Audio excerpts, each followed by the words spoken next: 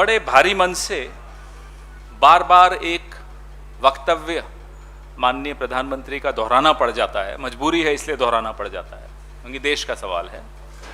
ये वक्तव्य आप ही नहीं, विश्व भर इस वक्तव्य से भली भांति परिचित है। 19 जून 2020 का यह वक्तव्य न कोई घुसा था, न कोई आया था, न कोई घुसा हुआ है। यूपीएससी में या कौन बनेगा करोड़पति में अगर ये सिर्फ लाइनें डाल दें तो सबको मालूम पड़ जाएगा ये किस व्यक्ति ने किस विषय पर बोला और उसका परिणाम क्या भुगतना पड़ रहा है आज भारत को। मिस्टर क्लीन चिट, ये हमारे प्रधानमंत्री को आज मैं नई उपाधि देना चाहता हूं। मिस्टर क्लीन चिट ने चीन को एक क्लीन चिट दी 19 जून 2020 को यह वक्तव्य देकर।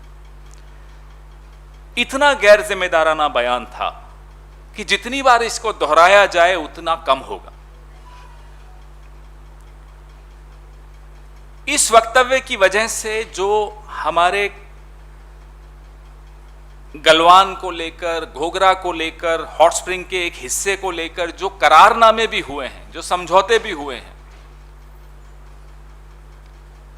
वह भी गैर बराबरी के समझौते हो गए।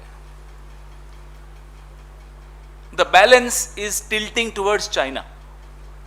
गैर बराबरी के समझौते क्यों हुआ ये? मैं आपकी इंतजार करूं या चलने दूं? जो नया कैमरा आया है मैं बोलता रहूंगा फिर रिपीट कर दूंगा।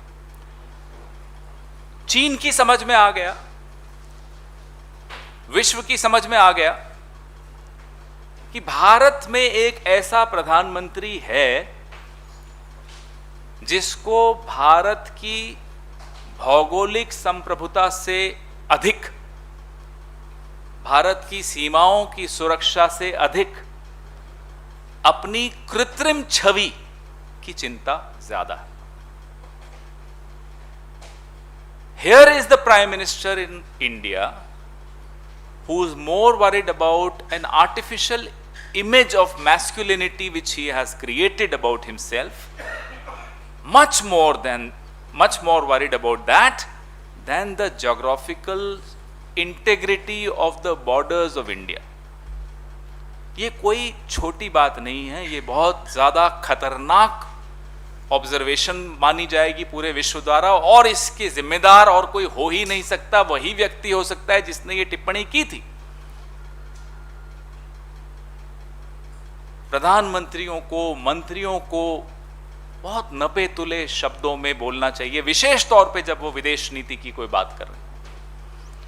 आज हम क्यों इस विषय को फिर से दोहरा रहे हैं, आज हम क्यों आपके सामने फिर से यह वक्तव्य लेकर आ रहे हैं, इसका कारण क्या है? डेप्सांग और हॉट स्प्रिंग को लेकर जो 13वां दौर कोर कमांडर्स की वार्ता का हुआ वो विफल हो गया। चीन डेप्सांग से, हॉट स्प्रिंग से पीछे हटने को अब मना कर रहा। भारत के हमारे पराक्रमी सेना के हमारे जो सेना प्रमुख हैं उन्होंने कहा China is here to stay. तुलना कीजिए प्रधानमंत्री के वक्तव्य की कि ना कोई घुसा है, ना कोई आया है, ना कोई है, China is here to stay. ये तुलना करके भी आपको अफसोस होगा कि ये क्या हो रहा है। जो हमने हासिल किया था, हमारी वीर सेना ने दक्षिण पैंगोंग में हासिल किया था, वो भी हमने गंवाया।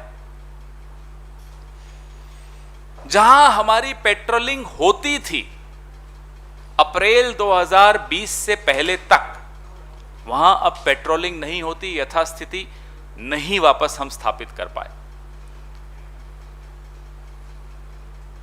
एक वीर देश, एक वीर सेना और एक कमजोर प्रधानमंत्री, बताइए ये कॉम्बिनेशन कैसी सुनाई देती है?